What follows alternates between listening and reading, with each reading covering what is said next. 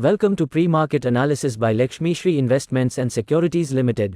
Hello friends, welcome back to Lakshmi Shri pre market analysis video 25 March 2025। Nifty में जिस हिसाब से हमने सोचा था उस तरीके से अपने टारगेट्स को हम लोगों ने हिट कर लिया, लेकिन बट यहाँ से थोड़ी सी अप मोमेंटम और लग रही है। लेकिन उसके बाद अगर रिजेक्शन मिलता है तो 2 से 3 दिन का हम लोग को इनसाइड डेज मिलने लग रहा है कि 2 से 3 दिन का हम लोग को इनसाइड मिलेगा डे, और उसके बाद थोड़ा सा यहाँ हम लोग करेक्शन की मोड में आते हुए दिखेंगे। इसलिए आज की क्लोजिंग बहुत अच्छी हुई है, 1% से ज्यादा की क्लोजिंग हम लोगों ने यहाँ एक्सेप्ट किया है। लेकिन बट चांसेस नहीं लग रहे हैं कि अभी जो जिस तरीके से ऊपर रेजिस्टेंस एरियाज हमारे हैं, तो लग रहा है अगर यहाँ से रिजेक्शन मिलता है तो थोड़ा सा कंसोलिडेशन जोन में आता हुआ निफ्टी हमें दिखेगा, जो कि 23,500 23,600 के रेंज में हम लोगों को निफ्टी फिर से मिलेगा। वो बाइंग एरिया बहुत इंपॉर्टेंट हमारे लिए रहेगा। अगर वहां बाइंग करते हैं तो नेक्स्ट टारगेट निफ्टी के जो रहेंगे वो 24,200 तक टारगेट आराम से हम लोग अचीव करते हुए दिख सकते हैं। तो थोड़ा सा हम लोग को वेट करना चाहिए। अगर रिजेक्शन कैंडल मिलता है तो शॉर्ट इनिशिएट कर सकते हैं। थोड़ा सा डाउन साइड के लिए हम लोग यहाँ से एग्रेसिव है। जो लग रहा है हमें कि थोड़ा सा डाउन साइड जो लग रहा है 23,500 23,600 के रेंज में अगर निफ्टी आता है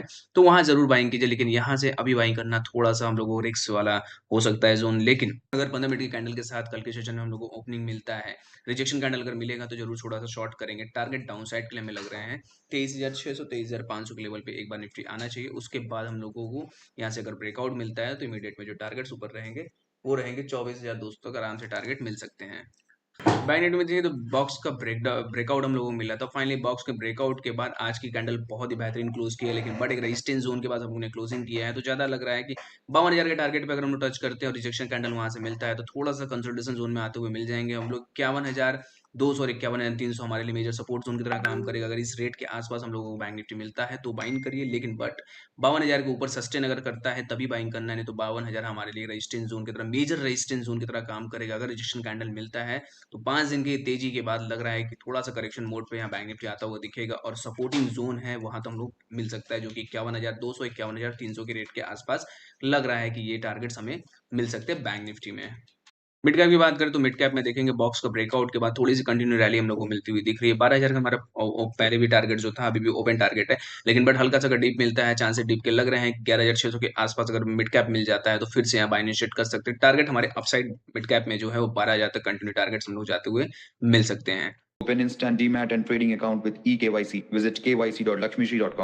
स्टॉक टू वॉच की सीरीज, जो स्टॉक आपकी वॉच लिस्ट में होना चाहिए, ग्रासिम का लगातार लोअर है, लोअर लोग इन्फॉर्मेशन को यहाँ ब्रेक करते हुए अब यहाँ से स्ट्रक्चर थोड़ा सा चेंज होता हुआ दिख रहा है। सीपीआर और मूविंग एवरेज का हम लोग सपोर्ट मिल चुका है। चांसेस है 2543 के ऊपर अगर सस्टेन कर जाते हैं तो इमीडिएट में यहाँ से बाउंस बैक रैली हम लोग को ग्रासिम में मिल सकती है। जो टारगेट अपसाइड हमें लग रहा है, पहला टारगेट स्विंग हाई होगा 2603 और उसके ऊपर निकलते हैं 2640 तक के टारगेट आराम से शॉर्ट टर्म में हम लोग अचीव कर सकते हैं। तो अपने पोर्टफोलियो में स्टॉक को रखे, एक बेहतरीन रिटर्न यहाँ से निकाल के दे सकता है। डेली से कंटेंट के लिए हमारे वीडियो को लाइक शेयर और कमेंट कीजिए और हमारे चैनल को सब्सक्राइब कीजिए। Thank you.